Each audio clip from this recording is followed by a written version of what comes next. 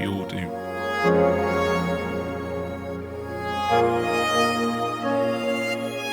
The call came through like it's Pete, foreshadowed by the wolf cries through his history, till the day you'd intercept my flares from Shit's Creek. Now you're just a spilled sip from a bottle of whiskey. What does it mean? Shit, Pete, why didn't you ring me?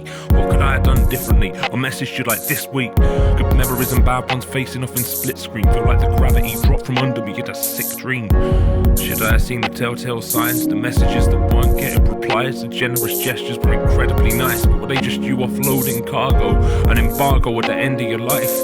Thanks for the shit shark movies. Thanks for the big laugh, truly. Thanks for the wit, the puns and the calls where you would just spit bars to me and them dissecting eyes that could glimpse right through me. And I'm just focusing on breathing today and not having panic attacks after speaking your name and kicking myself. I'd never eaten a pizza you'd made. One day I won't have these thoughts when I see in the day.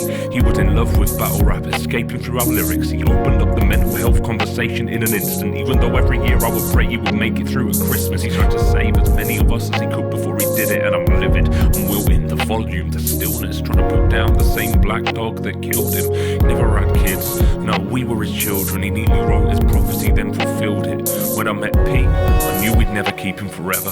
Now we're all just bystanders trying to piece it together. Cultural weatherman beaten by weather. Maybe I should have tried to make more of an effort to speak to him better. His funeral rolled round, my tears stayed hemmed in. Stood by the coffin, staring at the floor all pensive. Stay even-handed, celebrate the friendship. Instead of church down, hesitate to step in. Arms around shoulders, hands clasped in agony. Black circles round my eyes, blacker one staring back at me. You felt abandoned when you were lacking all your faculties, but that day the room was round with those who knew that you mattered, Pete. Grieving tuna in a crushed tin can, memorial programs clutched in hands.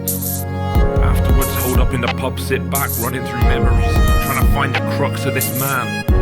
As funeral wound down, breathe. People sobbing like they only just found out. Breathe. Trying not to pass out now. Breathe. Then curtain draws around coffin to the countdown theme. Think of all the times I found myself relying on Pete. Gotta laugh when people were too busy crying to speak. The idea of him dying is peak, but I heard 1,000 quiz machines in the country breathe a sigh of relief. Even his old Facebook comments speak like him, clinging on to every semblance of Pete I glimpse. Through the weeks I drift, still had to get my head down and keep writing for fear of what Pete might think. The next call came like it's Pete, I'm still asking why him. Turns out it's not a suicide, a twitch behind my eyelid was a different kind of violence. Death from drinking like a Viking. Did you beat what you were fighting or did you get what you were after? The room constricts, my head is in the rafters. My lungs are somewhere outside, the question's getting harder.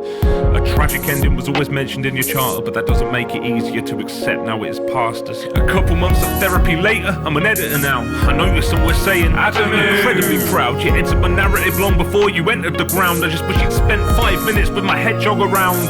I wish I could have seen the sight of your stupid face when you came to learn about Untitled Goose Game. I'm glad you never finished Game of Thrones, it had the worst ending. But I wish I could have sat you down with Birdemic. I wish you could see how you taught me to be firm-headed. I wish you knew the lack of reasons I'm rhyming this would turn Merrick. I wish you played Goat Simulator just once. I wish during grieving you've been around to give some tough love. I know the world wants to see Herbert the honking bee. I wish kids could have got to read your intellectual property. I wish you could have lived to see Wolves win the league, but literally none of us will, so that's for a different scheme. I wish I could visit your battle rap open house, which was basically a hostel for the broken loud. I wish I could share all of this, but it's over now. Over all else, I just wish I had this bloke around. He's joined the big Armageddon battle in the sky. Little Petey